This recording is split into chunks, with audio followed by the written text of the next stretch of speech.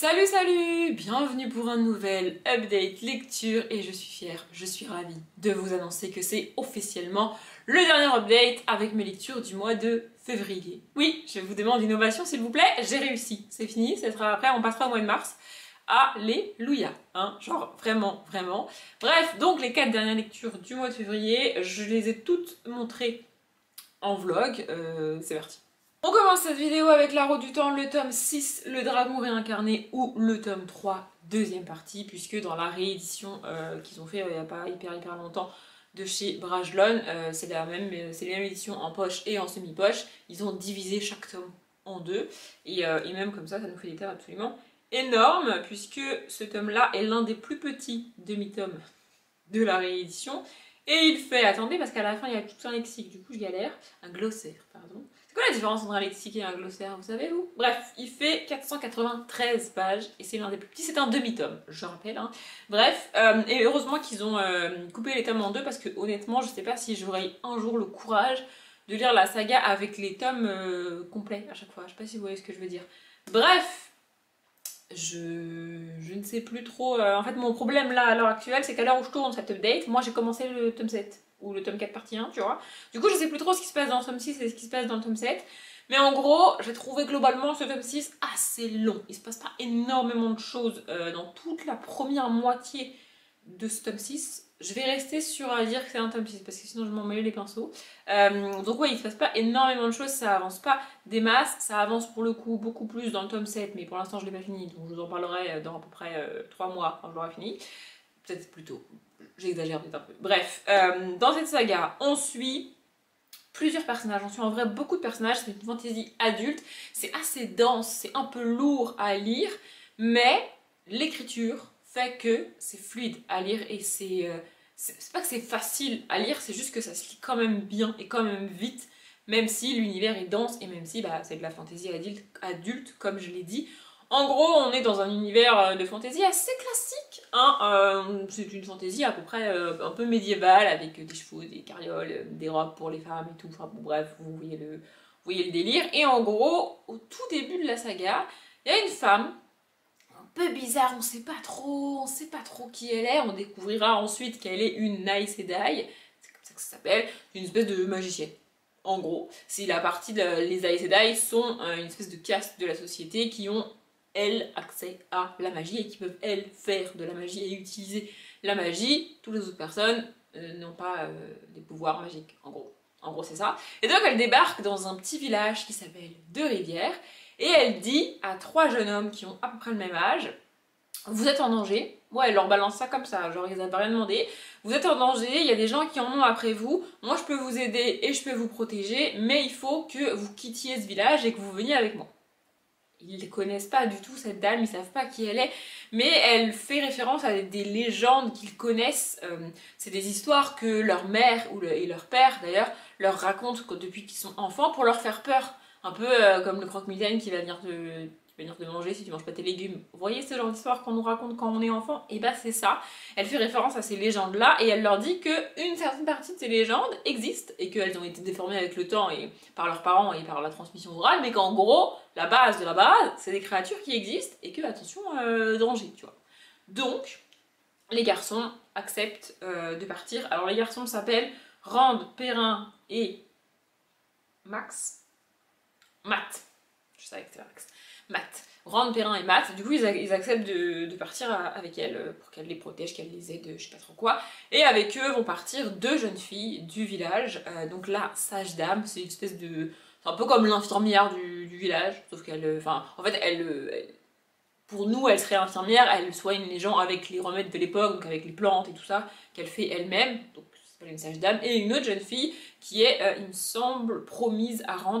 Je vous avoue que j'ai un peu de mal à distinguer les personnages féminins. Les personnages masculins, ça va, ils sont bien distingués dans ma tête, mais les personnages féminins, en fait, mon problème, c'est que sur une grosse partie de la saga, les personnages féminins restent ensemble. Et du coup, j'ai énormément de mal à distinguer qui est qui. Bref, du coup, voilà, ils partent tous les 5 avec Moiran, elle s'appelle, il me semble que c'est ça. Hein. Parce qu'en fait, je lis son prénom comme ça et je fais plus gaffe si c'est exactement ça. Mais bref, donc ils partent avec elle Et elle a aussi un espèce de garde du corps avec elle, on va appeler ça comme ça. Donc voilà, ils partent avec elle comme ça, et à partir de là, bah, ils vont se balader à travers l'univers. J'ai un petit truc ici parce qu'on a une magnifique carte de fantasy. Voilà, donc voilà, ils vont partir avec elle, les filles aussi, et à partir de là, voilà, ils font une espèce d'aventure, une espèce de quête pour essayer de comprendre. Déjà, en fait, il y a apparemment l'un des 3 garçons qui est l'élu, qui a vraiment un rôle important dans l'histoire. Il y a toute une histoire de prémonition, de prédiction et tout, mais c'est un des 3 garçons et on sait pas lequel. Donc en fait, il va falloir déjà découvrir lequel des 3 c'est, parce que c'est quand même mieux, tu vois. Et les 2 autres ont un rôle à jouer dans la roue du temps. C'est pour ça que là, c'est le titre de la saga, enfin voilà, c'est comme ça. Et les filles aussi, bah du coup, vu qu'elles partent avec eux, elles vont avoir des rôles assez importants à jouer. Au cours de l'histoire et de leur voyage, ils vont rencontrer d'autres personnages, ils vont s'allier avec d'autres personnages, d'autres créatures, on va découvrir plein de choses. Et là, enfin vraiment, ce qui est ouf, c'est que pour vous donner un ordre d'idée, à la fin de la première partie du tome 1, il me semble, si je dis pas de conneries, ou dans tous les cas, au pire des cas, à la fin du tome 1, donc du tome 2 dans cette édition-là, on sait quel garçon est l'élu. C'est pas un truc qui va rester en suspense pendant des tomes et des tomes, vous voyez. C'est un truc qu'on a la réponse, genre vraiment au début de la saga, parce que je sais pas combien il y a de tomes en tout, on va pas dire de bêtises, mais il y a quand même beaucoup de tomes, et genre à la fin du premier tome, ou à la fin au milieu du premier tome, on a la réponse. Donc c'est quand même cool, et après du coup on peut avancer là-dessus, il peut entamer une formation, apprendre de plus en plus, il se passe beaucoup d'événements, il y a beaucoup de personnages, c'est vraiment une saga de fantasy adulte, hyper cool. Je sais pas trop quoi vous dire de plus parce que il se passe énormément de choses dans cette saga et je voudrais pas vous spoiler, mais j'ai pas énormément lu de fantasy adulte, j'avoue. Mais ce genre de fantasy adulte, ça me donne envie d'en lire plus. Vous voyez? Du coup, j'adore cette saga. Ensuite, j'ai lu Tristan et Ise, puis Orphée et Eurydice, donc ce sont 2 mythes dans le même livre de Claude Merle. C'est difficile en fait. J'ai terminé ce bouquin, j'ai terminé les 2 mythes. J'ai passé un assez bon moment, mais c'était pas non plus dinguissime. En gros, Tristan et Ise, moi je connaissais la version de Béroul, que j'ai lu il y a... Je saurais même pas vous dire, mais je l'ai lu il y a quelques temps, on va dire ça comme ça. Et j'ai été très très très déçue par le Tristan et Ise de Béroul. En fait, on m'avait vendu ça comme l'une des plus belles histoires d'amour de la littérature et de la mythologie. Je me rappelle que ma prof de français de seconde était absolument fanatique de ce bouquin-là. Elle nous en parlait tout le temps parce qu'en fait, elle avait été dégoûtée de ne pas pouvoir le mettre dans le programme et de ne pas pouvoir nous le faire lire. Du coup, elle nous rabâche, elle nous parlait que de ce bouquin tout le temps alors qu'on l'a pas lu et qu'on l'a pas étudié de toute l'année. Genre, la meuf était bloquée là-dessus, tu vois. Vraiment. Et donc, j'avais gardé cette histoire-là en tête, en mode, c'est l'une des plus belles histoires d'amour du monde, en fait, tu vois. Un peu à la Roméo et Juliette. Et en fait, la version de Béroul, mais pas du tout. Ça n'a rien. En fait, il n'y a aucun sentiment amoureux sincère dans la version de Béroul. C'est pas de l'amour, c'est de la magie. Genre, vraiment, c'est dans la version de Béroul, pour vous donner un ordre d'idée, ils prennent chacun un espèce d'élixir qui va les faire tomber amoureux de l'un de l'autre. Du coup, ils sont amoureux l'un de l'autre, mais c'est pas de l'amour. Enfin, vous voyez, c'est pas naturel. Du coup, ça n'a rien de beau comme histoire d'amour. Enfin, vraiment, j'ai détesté la version de Béroul. Ici, on a une autre version, parce qu'évidemment, pour tous les mythes, et c'est précisé au début, il existe plusieurs versions, plusieurs variantes de chacun des mythes. Et là, en gros, ils ont fait une espèce de consensus de plusieurs versions pour écrire la version qu'on a là. Et dans cette version-là, alors, il y a toujours le principe de ils boivent du vin, ils boivent un élixir, et du coup, ils sont amoureux l'un de l'autre. Mais dans cette version-là, les 2 personnages ont développé des sentiments l'un pour l'autre avant de boire ce truc-là, et l'élixir ne fait que renforcer leurs sentiments.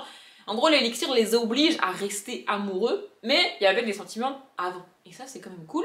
Bref, pour l'histoire de Tristan et Ise, en gros, Tristan est le neveu d'un roi d'un royaume, premier royaume, et Ise est la fille d'un roi d'un autre royaume. Il se trouve que les royaumes sont évidemment ennemis, sinon c'est pas drôle. Et le roi envoie, bon il y a d'autres trucs avant, hein, mais globalement Tristan et Ise, le roi envoie Tristan, son neveu, dans le royaume d'à côté pour demander la main de la fille. Comme ça il se dit, si on se marie tous les 2, les royaumes ils vont se réconcilier, ça va être sympa, ça va être cool. Sauf que évidemment qu'est-ce qui se passe? Pas de bol, Tristan tombe amoureux d'Ise et Ise tombe amoureuse de Tristan, et sur le voyage du retour, sans faire exprès, ils prennent l'élixir. En fait, l'élixir, il avait été donné à la suivante de Ise, enfin, vous voyez la femme de chambre un peu, de Ise, pour la donner à Ise et son futur époux au moment du mariage, pour qu'on soit sûr qu'ils sont amoureux. Vous voyez? Sauf que Tristan et Ise, ils savent pas qu'il y a cet élixir dans cette bouteille de vin, ils boivent le vin, et bah, du coup, ils sont amoureux l'un de l'autre, et c'est une catastrophe. Et voilà, et ensuite ça, du coup, ensuite ils rentrent au royaume, ils se marient, enfin, elle se marie quand même avec le roi, même si elle est amoureuse de Tristan, enfin, voilà. Et c'est quand même assez long. La version de Béroul s'arrête assez rapidement après le mariage. Mais là, ça continue encore. J'ai trouvé la fin quand même assez longue. Et la fin est évidemment tragique parce que c'est un mythe, parce que sinon c'est pas drôle. En tout cas, j'ai préféré la version ici que celle de Béroul. Celle de Béroul m'a vraiment déçue et dégoûtée. N'empêche que c'était quand même un peu long et que c'était pas obligé d'être aussi long. Mais c'était sympa. Orphée et Eurydice. Alors je vous le dis direct, je l'ai dit en vlog, Orphée et Eurydice, j'ai du mal avec qui est la fille, qui est le garçon. Voilà, Tristan et Ise, il n'y a pas de problème, j'y arrive. Mais alors Orphée et Eurydice, en fait, j'arrive pas, mon cerveau, il dit que Orphée c'est la fille, alors que Orphée c'est le garçon. Mais du coup, voilà. Bref, Orphée et Eurydice, je pense que c'est un des mythes les plus connus. Donc, Orphée et Eurydice. Eurydice est une nymphe des bois, un délire comme ça, et ils vont tomber amoureux, Orphée et Eurydice, machin, ils vont se marier, tout va bien, vraiment, ils tombent amoureux, ils se marient, tout est nickel, il n'y a pas de problème, sauf que bim, Eurydice meurt. Problème. Et Orphée ne peut pas vivre sans elle, vraiment il est complètement anéanti, il ne peut pas vivre sans elle. Du coup il se dit, il faut que je trouve une solution pour la ramener à la vie. Il essaye de voir avec les dieux, avec les déesses, s'il n'y a pas un moyen, s'il y a pas un truc pour qu'elle revienne à la vie, parce que vraiment il ne peut pas vivre sans elle, tu vois. Et il finit par aller en enfer. Et il arrive à faire un truc absolument mémorable que personne n'avait jamais fait avant lui et que personne ne refera après lui. Et ce con, parce que je suis désolée, il n'y a pas d'autre mot, va tout gâcher. Vraiment. En fait, il arrive à aller voir Hadès et Perséphone, donc roi et reine des enfers. Il arrive en tant qu'être vivant à descendre aux enfers. Non mais je sais pas si vous voyez le niveau du... Enfin, bref. Et donc du coup il rencontre Hadès et Perséphone. Il leur demande d'accepter que Eurydice quitte les enfers et revienne à la vie avec lui. Et Perséphone, en tout cas dans la version ici c'est Perséphone qui lui dit ça. Dans la plupart des versions, Perséphone n'est pas vraiment présente et c'est Hadès, mais là c'est Perséphone. Bref, Perséphone lui dit « Ok, pas de problème, tu as juste à ressortir des enfers, t'inquiète pas, Eurydice, elle va te suivre. La seule condition, espèce de débile, c'est que tu ne te retournes pas tant que tu n'es pas sorti des enfers. Que tu ne retournes pas pour voir Eurydice, pour vérifier qu'elle est bien là et qu'elle te suit bien. Tu n'as pas le droit de faire ça, elle va te suivre, t'inquiète, ça va bien, ça va bien se passer. » Du coup, Orphée il dit ok, il s'en va, il reprend le chemin inverse des enfers. Et cette espèce d'abruti, parce que je suis désolée, mais à un moment donné, il faut être abruti, à un pas ou deux pas de sortir des enfers et donc de réussir, il se dit ah, je vais quand même vérifier si elle est derrière moi, parce que ce serait dommage qu'elle soit pas derrière moi. Et qu'est-ce qu'il fait? Eh ben, il se retourne. Et donc, il voit qu'Eurydice est effectivement derrière lui, en train de le suivre, et au moment où il la voit, Eurydice disparaît et retourne dans le fin fond des enfers parce qu'il a fait ce qu'il fallait pas faire. Voilà.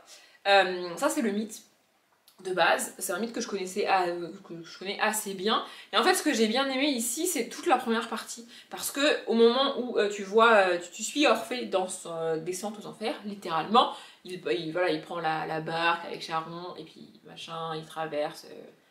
le Styx, le bidule, enfin bref, il traverse les enfers jusqu'à atteindre l'endroit où sont Hadès et Perséphone, au fin fond des enfers, littéralement. Et en fait, sur ce trajet-là, il voit plein d'autres gens qui ont été condamnés à des trucs absolument terribles. Genre, il me semble que c'est Sisyphe et son rocher. Vous voyez ce genre de truc où donc c'est...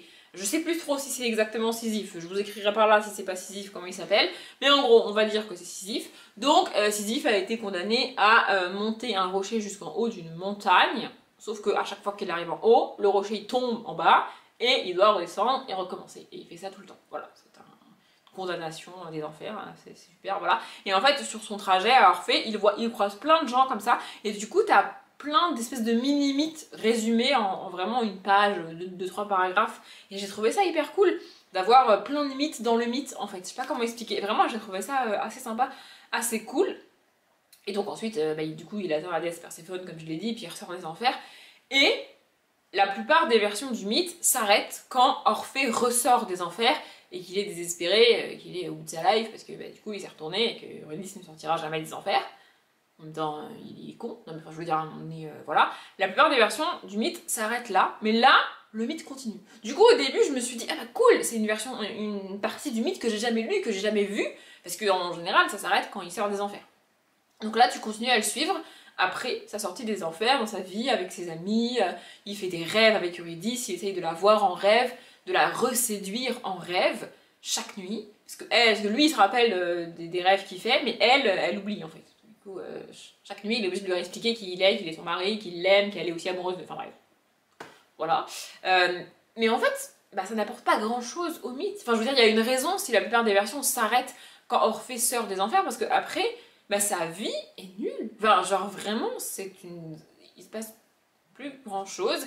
Et il y a une petite histoire avec, il me semble que c'est Héra, je crois. En gros, il y a des déesses qui se sont tombées amoureuses de Orphée, du coup elles se sont battues pour lui, mais Orphée il est toujours amoureux d'Eurydice, du coup il a dit aux déesses cassez-vous, je veux pas vous voir. Voilà. Donc il me semble que c'est Héra et Aphrodite qui se sont battues pour lui, et Aphrodite se venge en faisant tomber amoureuses toutes les filles du monde d'Orphée. Comme ça il est pourchassé par tout un tas de filles, sauf que lui, bah, il est toujours amoureux d'Eurydice, donc il peut même pas en épouser une. Enfin, il veut même pas en épouser une. Mais vraiment, cette partie de cette fin d'histoire, j'ai pas trop... C'était cool de la lire parce que je l'avais jamais lu, mais en soi, c'était un peu long quand même. Mais voilà, comme je l'ai dit au début, j'ai lu le bouquin en entier, c'était pas si mal. Pour le prochain, je vais essayer de pas m'énerver parce que je l'ai déjà fait en vlog et je vous remettrai le vlog en barre d'infos, mais je suis pas certaine de y arriver. Bref, on y va. Le 9e tome du Women Murder Club, donc le 9e jugement de James Patterson et Maxine Paetro. Dans cette saga, on suit 4 personnages féminins, donc une policière qui est même lieutenant de police, il me semble. Bref, une médecin légiste, une journaliste et une avocate.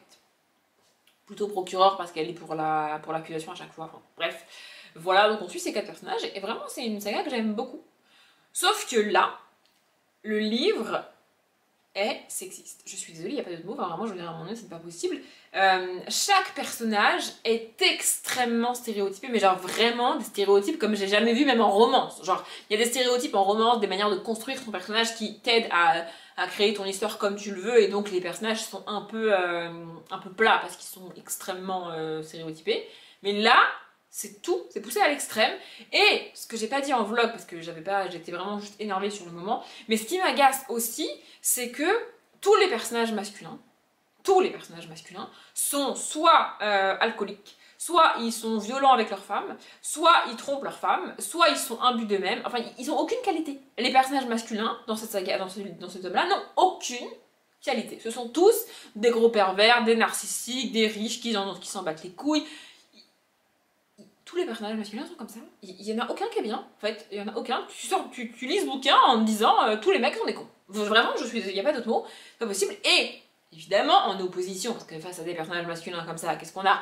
On a des personnages féminins qui sont soumis, qui sont battus, qui sont définis par leur corps. Ça me dépasse. Vraiment.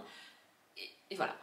Voilà les personnages qu'on a, c'est tout ce qu'on a. Alors, les 4 personnages principaux, donc la policière, la journaliste, machin bidule, ce sont les mêmes depuis le début, et elles sont pas stéréotypées pour le coup, elles sont vraiment cool. Mais là, les enquêtes qu'on a, les personnages qu'on suit dans les enquêtes, à un moment donné, c'est relou quoi. En fait, dans chaque tome ici, je l'ai pas dit, mais on a une enquête. Donc on a la police. En général, les 4 personnages qu'on suit sont pas tout à fait sur les mêmes enquêtes. C'est-à-dire que la policière et le médecin légiste ont en général 2 enquêtes en parallèle. La journaliste est en train d'écrire et d'enquêter sur autre chose, et l'avocate, procureur, est en train de défendre une autre affaire qui a atteint le stade du procès. Vous voyez, alors que les autres sont au stade d'enquête. Donc c'est pas le même niveau d'enquête, et c'est assez cool. Mais là, en fait, chaque enquête, ça ne va pas. Et ce qui m'a dérangé, et je l'ai dit en vlog, c'est que c'est pas écrit de manière genre sexiste pour être sexiste. Tout est supposé. Tout est... c'est pas dit, genre c'est pas assumé que les personnages sont sexistes et que les personnages sont stéréotypés pour être sexistes, c'est tout nuancé et tout supposé pour que le lecteur et la lectrice en arrivent à la conclusion sexiste. Vous voyez? Genre, je l'ai dit en vlog, on a un homme et une femme qui sont mariés tous les deux chacun de leur côté et qui trompent chacun leur mari et leur femme parce qu'ils sont ensemble. Vous voyez? Dans le livre, c'est supposé et c'est vraiment des petites touches pour que t'en arrives à la conclusion que le mec qui trompe sa femme c'est ok, genre c'est la faute de la femme, c'est normal, c'est acceptable, tu vois. Par contre, que la femme trompe son mari, alors là c'est indécent, qu'elle le trompe forcément pour une question d'argent et en plus de ça, elle n'est définie que par le fait qu'elle est habillée de manière légère. En 4 pages, on t'a dit 6-8 fois qu'elle était habillée de manière légère. Tout ça pour que tu en arrives à la conclusion, au moment où on te suggère qu'elle trompe son mari pour l'argent, que c'est une pute. Et ça m'agace en fait, vraiment ça me rend ouf. Et tout est comme ça dans le bouquin. J'avais dit en vlog que si j'avais le temps et l'envie, je vous citerais peut-être des phrases et des trucs. Mais en fait, ce serait que des phrases sorties de leur contexte. Et le bouquin, c'est vraiment une accumulation de mise en scène, de suggestions, de suppositions pour pousser le lecteur et la lectrice à être sexiste dans sa tête. Ça me rend ouf, pourquoi vous faites ça? Et ce qui m'a fait abandonner le bouquin, parce que je ne devais pas préciser, mais je l'ai abandonné à la page 203, ce qui m'a fait abandonner le bouquin, c'est, et je l'ai dit en vlog, c'est qu'il a été réédité, attendez, je vois, il a été édité, le livre que j'ai dans la main a été édité en 2010. Et moi, je ne tolère pas qu'une maison d'édition telle qu'elle soit, mais alors encore moins une grande maison d'édition comme le livre de poche, je sais pas à quel groupe ça appartient, mais ça appartient forcément à un gros groupe d'édition français, je ne tolère pas qu'en 2010, un tel groupe édite un truc pareil. C'est pas possible. Vraiment, je ne sais pas en quelle année ça a été écrit. Ça a été écrit avant 2010. Ok, d'accord, très bien. Mais moi, c'est pas possible en fait. On peut pas mettre ça dans les mains des gens. Et il y a un truc que je voulais rajouter parce que il me semble pas l'avoir dit en vlog, il me semble que j'y ai pensé après.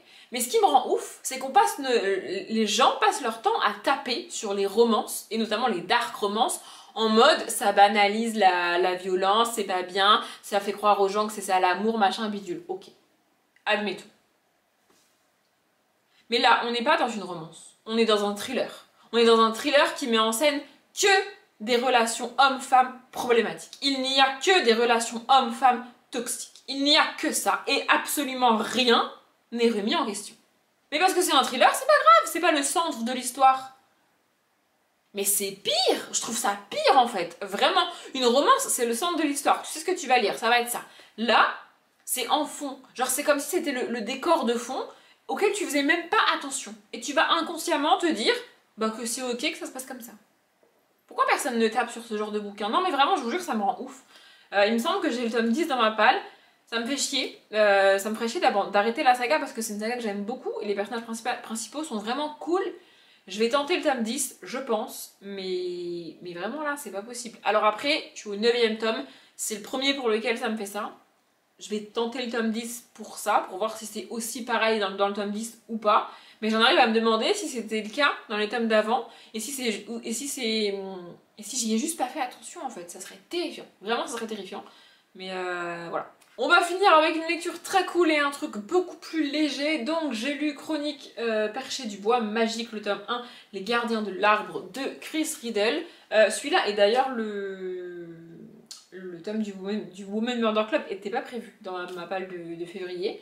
Je les ai rajoutés parce qu'il manquait des pages à la fin du mois. Donc du coup, bref, voilà. Franchement, j'ai adoré, j'ai trouvé ça très très cool. C'est du Chris Riddle, donc de 1, c'est pour les enfants, c'est écrit assez gros. Et on a des illustrations comme ça. Et elles sont toutes dans ces tons bleutés. Il n'y a vraiment pas d'autres couleurs. Je trouve ça hyper cool. En gros, on est dans un univers où la magie est dangereuse. La magie a été interdite, a été bannie du royaume. En mode, il faut pas le faire, c'est dangereux. En gros, derrière ça, il y a un roi qui n'avait pas de pouvoir magique et qui était jaloux. Et donc, du coup, il a dit que c'était dangereux et il a fait en sorte qu'il n'y ait plus de magie. Tout simplement. Voilà, et nous, on va suivre 3 enfants. Donc, les 3 enfants qui sont là sur la couverture. Et ces 3 enfants vont découvrir que la magie existe toujours, parce qu'on leur a dit qu'elle n'existait plus vraiment et que c'était dangereux. Et donc ils vont découvrir de 1 que la magie existe toujours quand même un peu et qu'elle est quand même un peu présente, et de 2 que ça peut ne pas être dangereux comme on leur a toujours appris. Le livre est construit, en fait, on a toute une première partie où on suit lui, qui est donc un apprenti boulanger et qui va trouver une cuillère magique. Ensuite, on suit une autre jeune fille qui est orpheline et qui vit dans un orphelinat, non mais sans blague Audrey, et qui a un violon magique. Et ensuite, on a une autre petite fille qui... Voilà, non, c'est celle qui a le violon, elle vit pas dans un orphelinat, elle vit dans une espèce d'hôtel de l'époque, enfin je sais pas comment, d'auberge, voilà, dans une espèce d'auberge. Et ensuite on a une jeune fille donc, qui est orpheline et qui vit dans un orphelinat, elle pour le coup, et qui a une épée magique pour chasser les géants. Voilà, et donc on suit ces trois personnages là, mais pas, en fait on découvre d'abord le jeune garçon, ensuite une des filles, et ensuite une troisième des filles, et ensuite on a une quatrième partie où ils vont se rejoindre et ils vont faire un truc ensemble. J'ai trouvé cette narration vraiment assez cool, c'est vraiment très sympa à lire, j'ai adoré, j'adore les illustrations, j'aime beaucoup Chris Riddle, et là franchement j'ai trouvé ça trop cool. Il est plus gros ce livre-là que les tomes de ses autres sagas, donc Apolline et Lilligoth. Celui-là est plus gros que les tomes de Apolline et Lilligoth, mais franchement j'ai trouvé ça génial, j'ai trouvé ça vraiment cool. Peut-être parce qu'il est plus gros, des enfants qui sont capables de lire seuls Apolline et Lilligoth ne seraient pas vraiment capables de lire celui-là parce qu'il est vraiment plus gros, mais ça reste extrêmement jeunesse, c'est vraiment très cool. J'adore l'univers, j'adore les personnages. Je sais pas si le tome 2 est sorti, je l'ai pas vu, enfin, je l'ai pas trouvé et je me suis pas vraiment renseignée, mais ce tome 1 a été édité en 2020, donc a priori je devrais trouver le tome 2, et vraiment j'ai qu'une hâte, c'est de continuer cette saga parce que j'ai trouvé ça trop cool. Je me suis un peu emportée comme très souvent et cette update lecture est un peu long, donc je vais m'arrêter là. J'espère qu'il vous a plu. Comme d'habitude, je vous souhaite une bonne journée, un bon après-midi, un bon appétit ou une bonne nuit et je vous dis à demain.